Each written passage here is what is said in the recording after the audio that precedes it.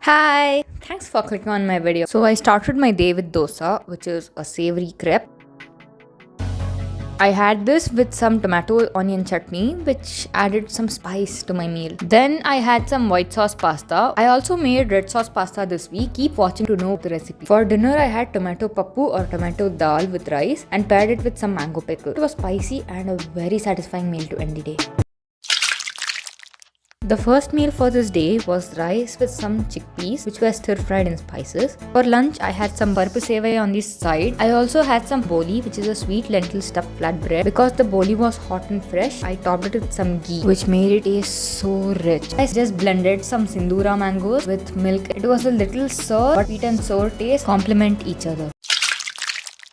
A good day starts with good idlis. It was a good day because there was food to eat. I added some mulagai pudi on the side, which is called gunpowder in English, which actually made me scared to eat them at one point. I mixed this mulagai pudi with some sesame oil. The oil just brings out the flavor in the pudi and it's an amazing side dish for idli.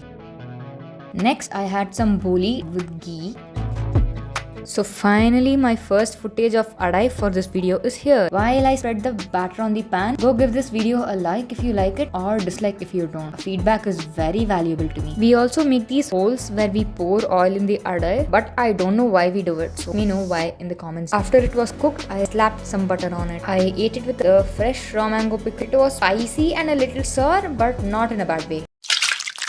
So today's breakfast, it's masala dosa, which is a savory crepe with some potato stuffing in the middle. I covered this dosa with a lid so that the steam can cook the top of the dosa. Once cooked, I added the potato which my mom had prepared. It's just boiled potato mixed with spices, and it's not like the traditional masala which usually contains onions. I also added some butter to the dosa. This dosa was super crispy and the potato mixture in the dosa mellowed the spices in the masala dosa. Lunch was rice and kootu with the side dish being Vattai Korambu. Kootu is a non-spicy lentil stew, whereas Vattai Korambu has the spice and sourness to it. When these two are paired, the meal tastes very balanced and also the sourness increases our saliva production. For snacks, I had some Imam Pasand mango with a cup of milk. I prefer small mangoes over big ones. So let me know in the comments if you like small mangoes or big mangoes. And if you don't have a preference, just comment the mango emoji.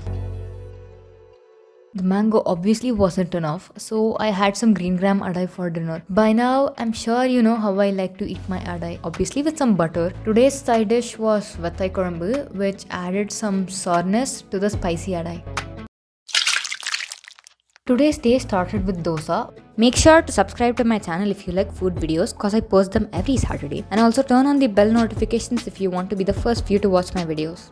I had this with some sambar, which was spicy, but it went really well with the savory dosa. I'm not really a fan of homemade sambar, but this sambar beats everything. My next meal was kootu rice with Vattai Korambu. So Vattai Korambu can be stored for 3 to 4 days without spoilage because of the amount of oil in it, and also the flavor just gets enhanced every day. I decided to make some chaat. Also make sure to chat with me in the comments. For dahi puri, we need some curd. I poured the curd through a sieve to make sure no lumps are found when I make the dahi for the puri. I also added some kala namak to this and mixed it. I used aloo as stuffing. So to a bowl, I added one boiled potato which I mashed before adding a handful of coriander to it. I know I haven't included any cooking sounds, which would be a good ASMR experience while watching the video, but this is because I don't enjoy ASMR. And added a teaspoon of cumin powder, half a teaspoon of amchur powder and salt as required. And then I mixed all of them well to form the stuffing for this dahi puri. Now coming to my green chutney, which is the mint chutney. I added mint and coriander in the ratio 3:1. Then I added 3 cloves of garlic and 4 green chilies. I said 3 because I consider the small cloves as 1 garlic. Also add salt as required. This chutney is really spicy, so if you have a low spice tolerance, reduce the number of chilies. Also looks are really deceiving in case of leafy vegetables. We can see how much chutney we got from so many leaves. I made a single puri for a taste test and ended up breaking the first puri. But the second time was a success, where I assembled by adding some aloo, green chutney, red chutney, dahi or curd, green chutney, red chutney, and some save. I tasted it and it tasted really good. The curd mellowed the spice and it tasted great. I'll be putting the recipes in the description box, so do check it out in case you weren't able to follow.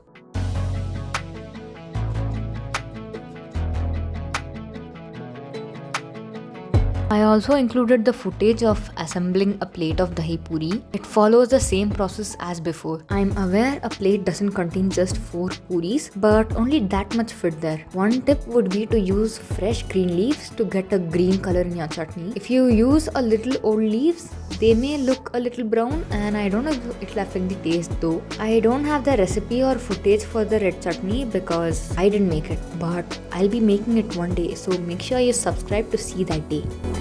I know the chutneys have a name, but I'm used to calling the tikka chutney, green chutney and meetha chutney red chutney.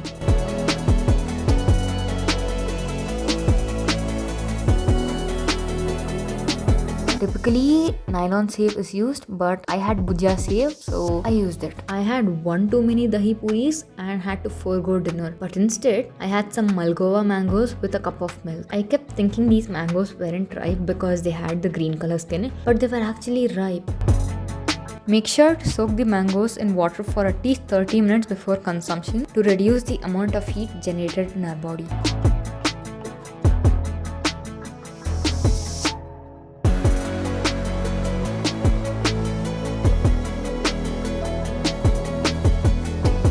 And also don't worry about me drinking milk directly from the packet. It is pasteurized and 100% safe to consume. People be spilling tea and I'm spilling milk.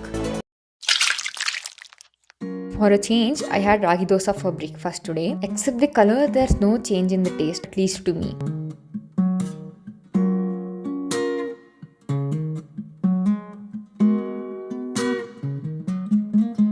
I had this with some vattai korumbu, which made it spicy and little sour, which is excellent. I'll finally be revealing the recipe for my red sauce pasta. So firstly, you have to roast your red bell peppers nicely till they have a nice char on them. You may hear bursting sounds and see bubbles, but don't be afraid. This is just a process where the skin is starting to char after losing its moisture. Once you finish roasting these bell peppers, put them in a container with a lid or use a bowl and seal the top. The steam from these roasted bell peppers help in cooking the peppers further, and also the skin starts peeling off easily. You can also cut the bell pepper into pieces and roast them if you wish. This recipe actually called for olive oil, but I read somewhere that you can substitute with butter. I waited till the butter melted to add the 6 cloves and 2 small onions and fried them till they were really soft. On the side, make sure to boil water and add some tomatoes to the boiling water and leave it there for 2 to 3 minutes. Then add these tomatoes to the cold water where you can peel the skin very easily. I'll also be linking the original recipe down below, and I'll also be adding my recipe in the description box, so make sure you check it out. Transfer the bell peppers, onion, garlic and tomatoes to a mixie and blend them. Also add some sugar to reduce the acidity of the tomato and a pinch of salt. Next we cook the pasta. So to water, add salt and oil and let it come to a rolling boil. Then add the pasta and let it cook according to package instructions. Add the pasta sauce to a pan. I reused the pan in which I fried my onion and garlic.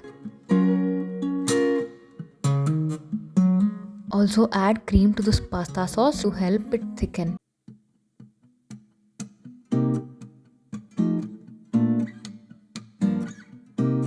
I added 2 teaspoons of Italian seasonings and 1 teaspoon of chili flakes. I was also supposed to add black pepper, which I totally forgot. I cooked the sauce alongside my pasta and let it simmer for 8 minutes and then boiled it for a minute. Also, don't worry if the sauce isn't thick enough. It will slowly thicken up when taken off heat.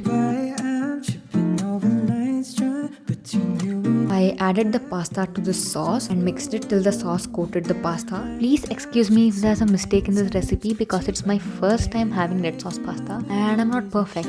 Time for the taste test. It tasted tangy and the chili flakes added a spice to it. I had some rasam rice with hyacinth beans curry. Hyacinth beans are basically avarekai, whose name I had to Google. I had some chapati with aloo curry for breakfast. I added some ghee to the hot chapati, which makes it taste really good. This tasted spicy and garlicky. For lunch, it was tomato rice with cucumber raita. And if you want to know what raita is, watch my previous video, which will be linked in the description below. For snacks, I made some masala peanuts. I roasted the peanuts for around 20 minutes. You can roast them till they turn brown. I chose to remove the skin, but you can keep them if you wish. I added some ghee to fry the peanuts, but made a huge mistake here. I added 2 teaspoons of ghee and some red chili powder. Also add some salt. Then added the peanuts. This made them really greasy, but I had to fix them by roasting few peanuts off camera. I had this with some bread to test how it tastes. It was spicy, salty and sweet. For dinner, I had the leftover tomato rice with raita, but I added some bhujia for an extra crunch. It tastes good and was the best meal to end the week with. Bye bye.